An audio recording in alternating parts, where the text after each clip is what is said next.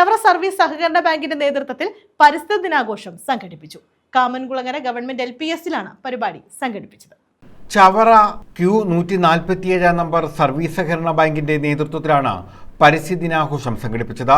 വിദ്യാഭ്യാസ വകുപ്പും ആയുഷ് വകുപ്പും സഹകരണ വകുപ്പും സംയുക്തമായി നടപ്പാക്കുന്ന പദ്ധതിയായ ഔഷധ ചെടി നടൽ പദ്ധതിയാണ് പരിസ്ഥിതി ദിനത്തിന്റെ ഭാഗമായി സംഘടിപ്പിച്ചത്. കാമൻകുളങ്ങര ഗവൺമെന്റ് LP സ്കൂളിൽ സംഘടിപ്പിച്ച പരിപാടി Karunagappally general assistant registrar K. Unnikrishnan ഉദ്ഘാടനം ചെയ്തു.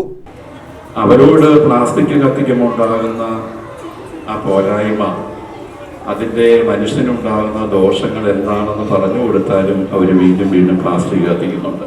അപ്പോൾ ആദ്യം ഈ മലിനീകരണം വിമുക്തമാക്കേണ്ടത് നമ്മുടെ വീടുകളാണ്.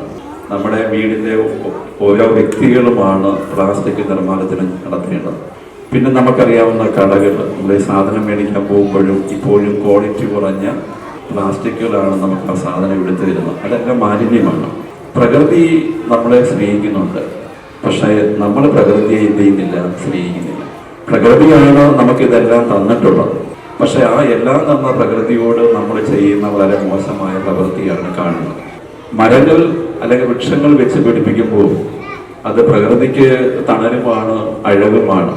അതിലൂടെ നമുക്ക് പ്രകൃതി തരുന്നത് മനുഷ്യന്റെ ജീവിതത്തിന് ആവശ്യമായിട്ടുള്ള മൂല്യമുള്ള ഒരുപാട് കാര്യങ്ങളാണ്. ഇന്ന് നമുക്കറിയാവുന്നതാണ്, മഴ പെയ്യുന്നത് കൃത്യമായിട്ടല്ല. മഴ ഒരു ദിവസം പെയ്ത് വളരെ ഭയാനകമായ മഴ പെയ്ത് കഴിഞ്ഞിട്ട് പിറ്റേ ദിവസം നോക്കുമ്പോൾ ഭയാനകമായ ചൂടാണ്.